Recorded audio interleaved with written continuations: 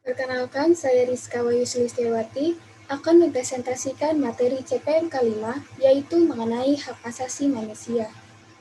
Hak asasi manusia adalah hak-hak yang telah dimiliki seseorang sejak lahir dan merupakan pemberian dari Tuhan. Pengertian HAM menurut Undang-Undang Nomor 39 Tahun 1999 adalah seperangkat hak yang melekat pada hakikat keberadaan manusia sebagai makhluk Tuhan yang Maha Esa dan merupakan anugerahnya yang wajib dihormati, dijunjung tinggi dan dilindungi oleh negara, hukum, pemerintah, dan setiap orang demi kehormatan serta perlindungan harkat dan martabat manusia. Konsepsi hak asasi manusia menurut Undang-Undang Nomor 39 Tahun 1999. Dalam undang-undang ini, pengaturan mengenai hak asasi manusia ditentukan dengan berpedoman pada Deklarasi Hak Asasi Manusia PBB, Konvensi PBB tentang penghapusan segala bentuk diskriminasi terhadap wanita, Konvensi PBB tentang hak-hak anak, dan berbagai instrumen internasional lain yang mengatur tentang hak asasi manusia. Materi undang-undang ini disesuaikan juga dengan kebutuhan masyarakat dan pembangunan hukum nasional yang berdasarkan Pancasila, UUD 45, dan TAP MPR RI nomor 17 MPR 1998. Bentuk-bentuk HAM yang terdapat dalam Undang-Undang Nomor 39 Tahun 1999 tentang Hak Asasi Manusia sebagai berikut. Yang pertama ada hak untuk hidup, hak berkeluarga dan melanjutkan keturunan, hak mengembangkan diri, hak memperoleh keadilan, hak atas kebebasan pribadi, hak atas rasa aman, hak atas kesejahteraan, hak turut serta dalam pemerintahan, hak wanita, dan terakhir hak anak. Pelanggaran dan pengadilan HAM. Pelanggaran HAM adalah setiap perbuatan yang secara melawan hukum, mengurangi, menghalangi, membatasi, dan atau mencabut hak asasi manusia berdasarkan Undang-Undang RI Nomor 39 Tahun 1999. Jenis pelanggaran HAM pada umumnya dikelompokkan menjadi dua, yaitu yang pertama hak pelanggaran HAM ringan, yang biasanya cukup disebut sebagai pelanggaran HAM, antara lain pencemaran nama baik, dilarang berpendapat, pemaksaan kehendak, tidak mendapatkan keadilan sosial di tengah masyarakat, dan lain-lain.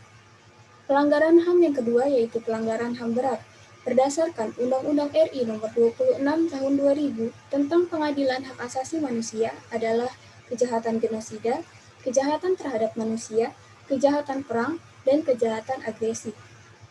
Pengadilan HAM merupakan pengadilan khusus terhadap pelanggaran HAM berat yang meliputi kejahatan genosida dan kejahatan terhadap kemanusiaan berdasarkan Undang-Undang RI Nomor 26 Tahun 2000 tentang Pengadilan HAM. Pengadilan HAM bertugas dan berwenang memeriksa dan memutus perkara pelanggaran HAM berat baik yang dilakukan di luar maupun di dalam batas teritorial wilayah negara RI oleh warga negara Indonesia. Kesimpulannya, HAM adalah hak-hak dasar yang dimiliki oleh manusia sesuai dengan kiprahnya. Jaminan akan perlindungan dan penegakan HAM, hak asasi manusia merupakan salah satu unsur yang harus dapat dipenuhi oleh negara. Hal tersebut bahkan secara tegas diatur dan ditetapkan di dalam Undang-Undang Dasar 1945 sebagai dasar konstitusi negara Republik Indonesia. Sebagai makhluk sosial, kita harus mampu mempertahankan dan memperjuangkan HAM kita sendiri. Di samping itu, kita juga harus bisa menghormati dan menjaga HAM orang lain, jangan sampai kita melakukan pelanggaran HAM. Sekian presentasi dari saya, selanjutnya akan dilanjutkan oleh rekan saya. Selanjutnya, saya Aulia Rizky Pratama akan melanjutkan presentasi CPM K5 mengenai wawasan Nusantara. Pengertian wawasan Nusantara yaitu cara pandang dan sikap bangsa mengenai diri dan lingkungan yang serba beragam dan menilai strategis dengan mengutamakan persatuan dan kesatuan bangsa serta wilayah dalam menyelenggarakan kehidupan bermasyarakat, berbangsa, dan bernegara dengan tujuan mencapai tujuan nasional.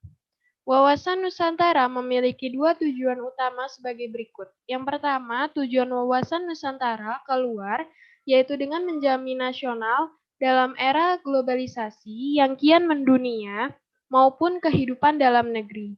Yang kedua, tujuan wawasan Nusantara ke dalam yaitu dengan menjamin persatuan dan kesatuan di segenap aspek kehidupan nasional baik dalam aspek alamiah maupun aspek sosial.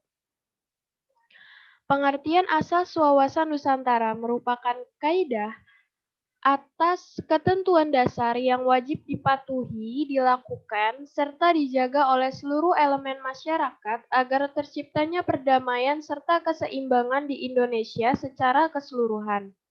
Terdapat 6 asas dalam wawasan Nusantara, yaitu tujuan dan kepentingan yang sama, keadilan, kejujuran, solidaritas, kerjasama, dan kesetiaan. Fungsi wawasan Nusantara. Fungsi utama dari wawasan Nusantara yaitu sebagai panduan, pedoman, dan acuan bagi bangsa Indonesia dalam berbangsa dan bernegara. Ada 4 kategori fungsi wawasan Nusantara, yaitu yang pertama sebagai wawasan pembangunan. Ada beberapa unsur di dalamnya, seperti sosial politik, kesatuan politik, pertahanan, serta keamanan negara, ekonomi, dan sosial ekonomi. Yang kedua, sebagai konsep ketahanan nasional memegang peranan penting di dalam perencanaan pembangunan kewilayahan serta pertahanan keamanan nasional. Tiga, sebagai wawasan pertahanan dan keamanan, mengarah pada pandangan geopolitik negara Indonesia. Pandangan tersebut mencakup tanah air serta segenap wilayah negara kesatuan Republik Indonesia. Yang keempat, sebagai wawasan kewilayahan, termasuk di dalamnya pemahaman mengenai batas wilayah Indonesia agar dapat terhindar dari potensi sengketa dengan negara lain. Selanjutnya adalah dasar hukum wawasan Nusantara. Wawasan Nusantara memiliki dasar hukum yang diterima sebagai konsepsi politik kewarganegaraan. Hal tersebut tercantum dalam aturan sebagai berikut. Yang pertama, TAP MPR nomor 4 garis miring MPR garis miring 1973 pada tanggal 22 Maret 1973. Yang kedua, TAP MPR nomor 4 garis miring 22 Maret garis Yang kedua, TAP MPR nomor 4 garis miring 22 garis miring Maret garis miring 1978 garis miring tentang GBHN. 3. TAP MPR nomor 2 garis miring MPR garis miring 1983 garis miring 12 garis miring Maret garis miring 1983. Pada dasarnya, hakikat wawasan Nusantara telah terdapat dalam butir-butir garis besar haluan negara atau GBHN.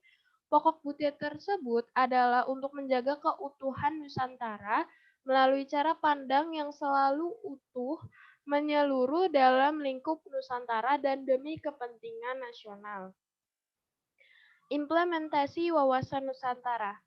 Implementasi wawasan Nusantara dapat dilakukan melalui cara berpikir, bersikap, bahkan berucap. Contoh pengimplementasian wawasan Nusantara sendiri dimulai dari menjadikan Pancasila sebagai falsafah dan pedoman hidup dalam bernegara serta bermasyarakat. Berikut penerapan wawasan Nusantara dalam perwujudannya. Yang pertama, implementasi di bidang pertahanan dan keamanan dilakukan dengan bentuk sikap dan kedisiplinan diri dalam membela tanah air, serta melaporkan segala hal yang mengganggu keamanan pada aparat yang berwenang, meningkatkan rasa persatuan serta solidaritas. Yang kedua, implementasi di bidang politik. Implementasi pada bidang ini dimaksudkan untuk menciptakan pemerintahan yang kuat, bersih, dan dapat dipercaya oleh masyarakatnya. Yang ketiga, implementasi di bidang ekonomi. Implementasi pada bidang ini terdapat pada pemanfaatan kekayaan alam di Indonesia sambil menjaga kelestarian lingkungan hidupnya. Yang keempat, implementasi di bidang sosial dilakukan dengan saling menghargai dan menghormati setiap perbedaan atau keragaman yang ada di tanah air, mulai dari perbedaan suku, ras, agama, hingga perbedaan budaya. Sepinter Vidanti, di sini saya akan menjelaskan CPMK 6 tentang ketahanan nasional dan hubungan agama dan negara. Ketahanan nasional. Ketahanan nasional merupakan kondisi dinamis bangsa yang berisi keteguhan serta keuletan dan kemampuan bangsa untuk mengembangkan kekuatan nasional dalam menghadapi segala macam dan bentuk ancaman, tantangan, hambatan, dan gangguan, baik yang datang dari dalam maupun luar, yang mengacam dan membahayakan integritas, identitas, serta kelangsungan hidup bangsa dan negara. Ciri-ciri merupakan kondisi sebagai prasyarat utama bagi negara berkembang, difokuskan untuk mempertahankan kelangsungan hidup dan mengembangkan kehidupan. Tidak hanya untuk pertahanan, tetapi juga untuk menghadapi dan mengatasi tantangan, ancaman, hambatan, dan gangguan, baik yang datang dari luar maupun dari dalam, baik secara langsung maupun tidak langsung. Asas-asas ketahanan nasional. Yang pertama ada asas kesejahteraan dan keamanan. Asas ini merupakan kebutuhan yang sangat mendasar dan wajib memenuhi bagi individu maupun masyarakat atau kelompok. Dengan demikian, kesejahteraan dan keamanan merupakan asas dalam sistem kehidupan nasional. Tanpa kesejahteraan dan keamanan, sistem kehidupan nasional tidak akan dapat berlangsung. Kesejahteraan dan keamanan merupakan nilai intrinsik yang ada pada sistem kehidupan nasional itu sendiri. Kesejahteraan maupun keamanan harus selalu ada, berdampingan pada kondisi apapun. Dalam kehidupan nasional, tingkat kesejahteraan dan keamanan nasional yang dicapai merupakan tolak ukur ketahanan nasional. Yang kedua, ada asas mawas ke dalam dan mawas ke luar. Sistem kehidupan nasional merupakan perpaduan segenap aspek kehidupan bangsa yang saling berinteraksi. Di samping itu, sistem kehidupan nasional juga berinteraksi dengan lingkungan sekelilingnya. Dalam proses interaksi tersebut dapat timbul berbagai dampak baik yang bersifat positif maupun negatif. Untuk itu diperlukan sikap mawas ke dalam maupun keluar. Mawas ke dalam bertujuan untuk menumbuhkan hakikat, sifat, dan kondisi kehidupan nasional itu sendiri berdasarkan nilai-nilai kemandirian yang proporsional untuk meningkatkan kualitas derajat kemandirian bangsa yang ulet dan tangguh. Sedangkan mawas keluar bertujuan untuk dapat mengantisipasi dan berperan serta mengatasi dampak lingkungan strategis luar negeri dan menerima kenyataan adanya interaksi dan ketergantungan dengan dunia internasional. Yang ketiga adalah asas kekeluargaan. Asas ini bersikap keadilan, kebersamaan, kesamaan gotong royong, tegang rasa dan tanggung jawab dalam kehidupan masyarakat, berbangsa dan bernegara. Dalam hal ini, hidup asas kekeluargaan ini diakui adanya perbedaan dan kenyataan real ini dikembangkan secara serasi dalam kehidupan kemitraan dan dijaga dari konflik yang bersifat merusak atau diskutif. Yang keempat adalah asas komprehensif integral atau menyeluruh terpadu. Sistem kehidupan nasional mencakup segenap aspek kehidupan bangsa dalam bentuk perwujudan persatuan dan perpaduan yang seimbang, serasi dan selaras pada seluruh aspek kehidupan bermasyarakat, berbangsa, dan bernegara. Ketahanan nasional mencakup ketahanan segenap aspek kehidupan bangsa secara utuh, menyeluruh dan terpadu, atau komprehensif integral. Unsur-unsur ketahanan nasional. Ketahanan nasional aspek ada ketahanan nasional Pancagatra. Aspek sosial Pancagatra pada dasarnya berlandaskan hubungan manusia dengan Tuhan, hubungan manusia dengan alam sekitarnya, maupun manusia dengan dirinya sendiri. Dalam bentuk kebutuhannya, dengan dasar hubungan tersebut dapat dikelompokkan menjadi 5 bidang ataupun 5 aspek kehidupan nasional yang disingkat Ipolexosbud Hankam. 5 aspek kehidupan nasional akan diuraikan konsep dasar dalam rangka mengembangkan kekuatan nasional dalam menghadapi segala tantangan, ancaman, hambatan, dan gangguan. Ketahanan aspek ideologi. Suatu bangsa pada dasarnya mempunyai dan memerlukan filsafat hidup sebagai pedoman dan pegangan dalam melaksanakan perjuangan untuk mempertahankan kelangsungan hidup berbangsa dan bernegara. Filsafat hidup digunakan sebagai pedoman hidup. Ini adalah termasuk filsafat praktis yang merupakan suatu ideologi pandangan hidup, pandangan dunia, karena sebagai dasar untuk mencapai cita-cita nasional. Dalam pembahasan ini disebut dengan istilah ideologi. Fungsinya, ketahanan nasional dalam fungsinya sebagai doktrin, sebagai dasar nasional perlu dipahami untuk menjamin tetap terjadinya pola pikir, pola tindak, dan pola kerja dalam menyesuaikan langkah bangsa yang bersifat interregional wilayah, intersektoral maupun multidisiplin. Konsep doktriner ini perlu supaya tidak ada cara berpikir yang terkotak-kotak pembangunan secara terpadu yang dilaksanakan sesuai dengan rancangan atau sektoral. Salah satu alasan adalah bahwa bila penyimpangan terjadi, maka akan timbul pemborosan waktu, tenaga, dan sarana yang bahkan berpotensi dalam pelaksanaan pembangunan nasional di segala bidang dan sektor program cita-cita nasional. Ketahanan nasional juga berfungsi sebagai pola dasar pembangunan nasional. Pada hakikatnya merupakan arah dan pedoman. Dalam perkembangan, ketahanan nasional akan tetap mengalami berbagai macam permasalahan yang dapat menimbulkan kegoyahan terhadap ketahanan nasional. Dalam hal ini adalah Indonesia. Ancaman-ancaman tersebut dapat berasal dari maupun luar negeri. Indonesia sudah sering mengalami berbagai macam peristiwa dapat dikategorikan sebagai sebuah ancaman terhadap ketahanan nasional. Beberapa contoh peristiwa yang sempat mengusik ketahanan nasional Indonesia adalah gerakan separatisme dan terorisme. Lalu saya menjelaskan hubungan agama dan negara. Agama sendiri itu adalah sebuah koleksi terorganisir dari kepercayaan, sistem, budaya, dan pandangan dunia yang menghubungkan manusia dengan tantangan atau perintah dari kehidupan.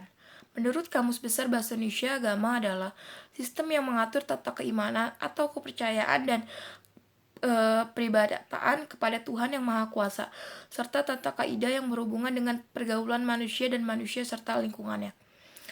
Manusia memiliki kemampuan terbatas, kesadaran dan pengakuan atas keterbatasannya memiliki keyakinan bahwa ada sesuatu yang luar biasa di luar dirinya. Sesuatu yang luar biasa itu tentu dari sumber yang luar biasa juga, misalnya Tuhan, Dewa, God, dan lain-lain. Keyakinan ini membawa manusia untuk mencari kedekatan diri kepadanya.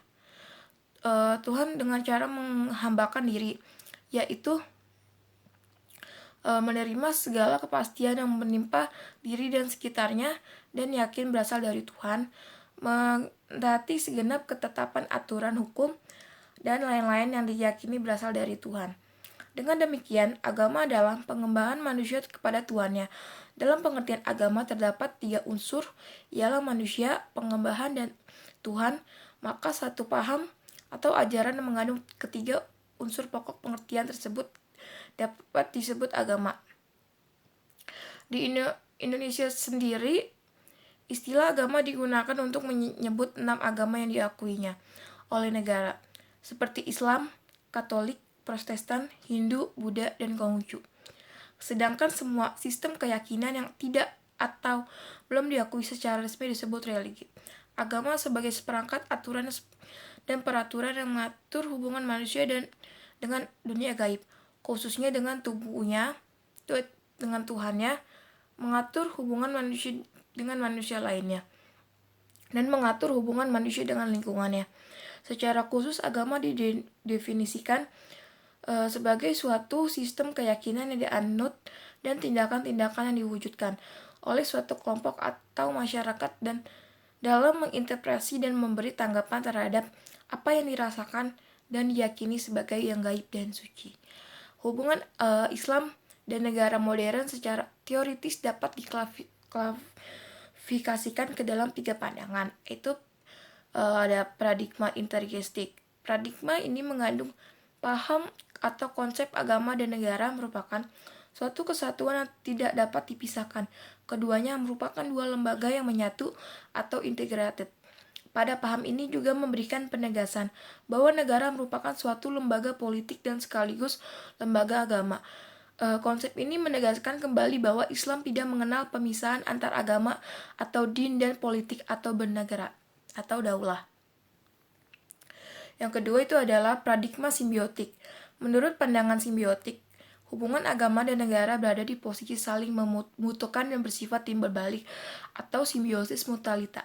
Dalam pandangan ini, agama membutuhkan negara sebagai instrumen dalam melestarikan dan mengembangkan agama. Begitu juga sebaliknya, negara juga memerlukan agama sebagai sumber moral, etika, dan spiritualitas warga negaranya. Dalam paradigma simbiotik, agama tidak mendominasi kehidupan bernegara. Sebaliknya, ia menjadi sumber moral bagi kehidupan berbangsa dan bernegara. 3. Ada paradigma sekularistik. Paradigma ini beranggapan bahwa ada pemisahan yang jelas antara agama dan negara. Agama dan negara merupakan dua bentuk yang berbeda dan satu sama lain memiliki gerakan masing-masing sehingga keberadaannya harus dipisahkan dan tidak boleh satu sama lain melakukan intervensi. Negara adalah urusan publik, sementara agama merupakan wilayah pribadi masing-masing warga negara. Hubungan agama dan negara di Indonesia lebih menganut pada ajas keseimbangan yang dinamis, yang merupakan jalan tengah antara sekularisme dan teknokrasi.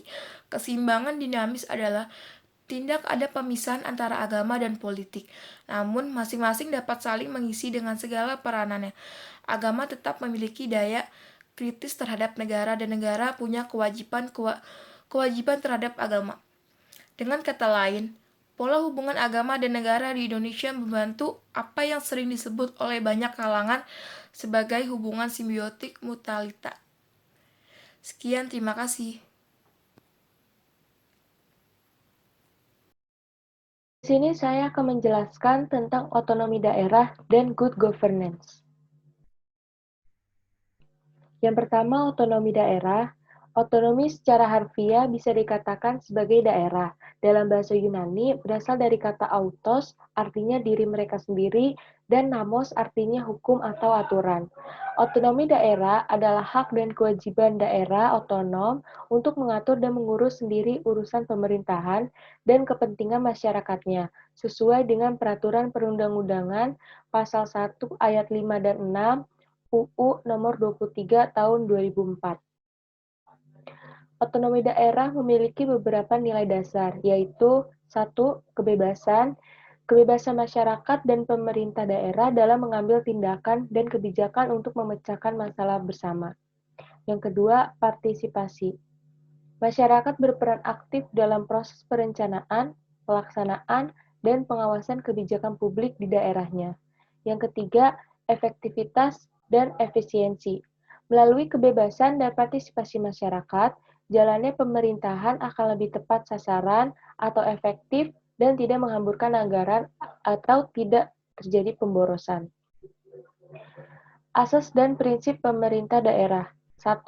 Menggunakan asas desentralisasi, dekonsentrasi, dan tugas pembantuan.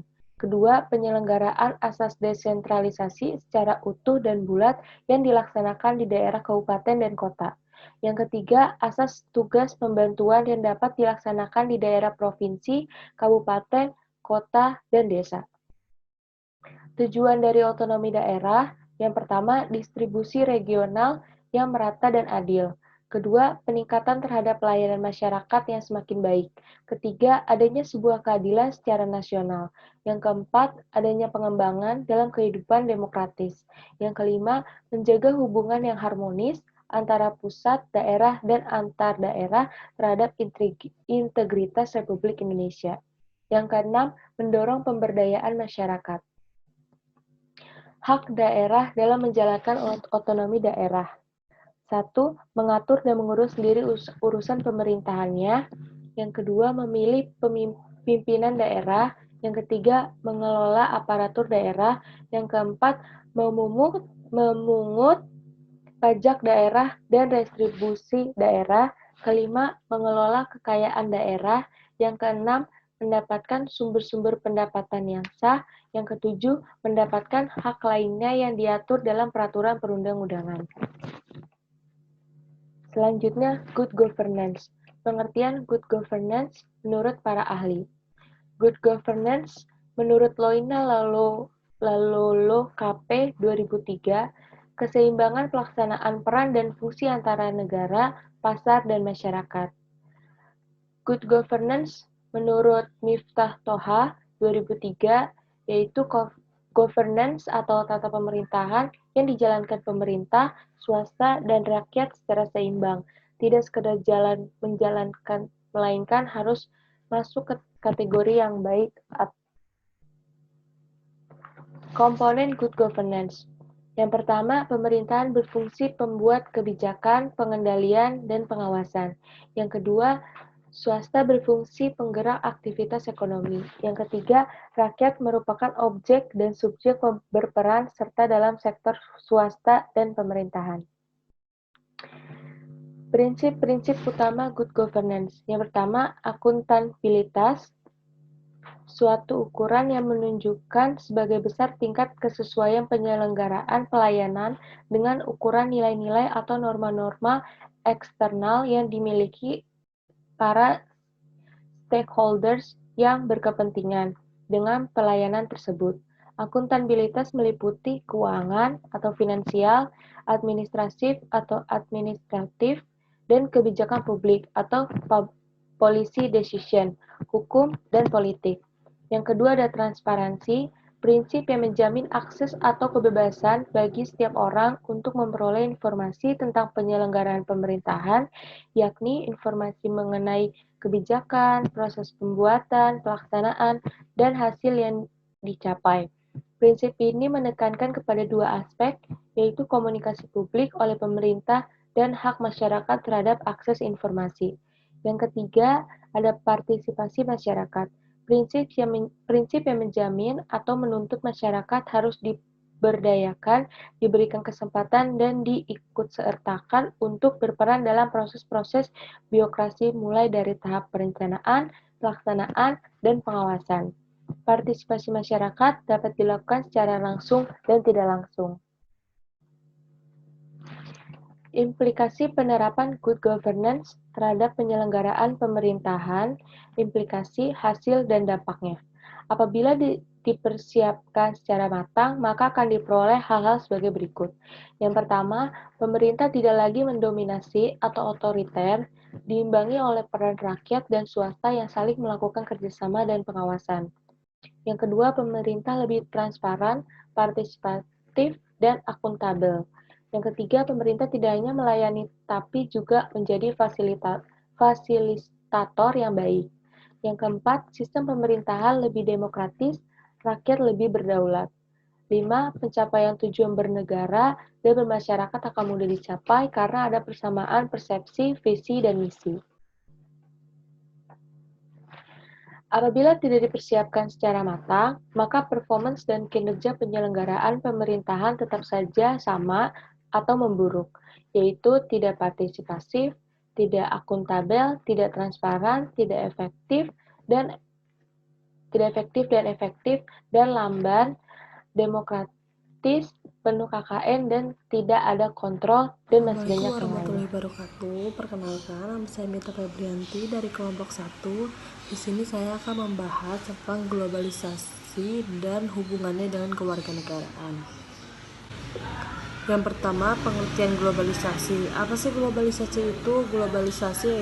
Globalisasi mengacu pada keberagaman keterkaitan antara warga negara dan masyarakat yang membentuk sistem dunia modern, menjelaskan tentang perubahan-perubahan dalam masyarakat dan dalam perekonomian yang dihasilkan oleh meningkatnya pesat perdagangan dan pertukaran kebudayaan.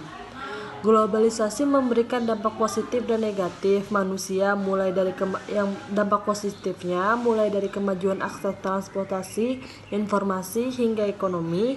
Namun globalisasi juga menyebabkan berbagai dampak negatif, yaitu seperti pola hidup konsumtif, sikap individualistik, gaya hidup kebarat-baratan, dan timbulnya kesenjangan sosial. Faktor penyebab globalisasi yaitu yang pertama, berkembang pesatnya teknologi komunikasi yang dimungkinkan oleh perkembangan dalam infrastruktur, teknologi, dan telekomunikasi dunia. Penggunaan internet dan tipe genggam mempercepat dan memperdalam proses globalisasi. Semakin banyak orang menjadi terhubung, interkonektik melalui penggunaan teknologi. Yang kedua, adanya integritas ekonomi dunia. Perekonomian global tidak lagi didasarkan pada pertanian atau industri, melainkan semakin didominasi oleh kegiatan perekonomian tanpa bobot yang merupakan perekonomian dengan produk informasi. Penyebab meningkatnya globalisasi, adapun penyebabnya yaitu 1. Perubahan politik dunia, 2. Aliran informasi yang cepat dan luas, dan yang ketiga, berkembang pesatnya perusahaan-perusahaan internasional. Sikap selektif terhadap globalisasi merupakan suatu sikap yang menunjukkan pengaruh globalisasi tanpa menghilangkan jati diri kepribadian bangsa guna mewujudkan dan menerima pengaruh globalisasi didasarkan pada Pancasila yang memiliki kedudukan dalam kehidupan berbangsa dan bernegara di Indonesia. Pancasila sebagai dasar negara, Pancasila sebagai jiwa dan kepribadian bangsa, Pancasila sebagai pandangan hidup bangsa.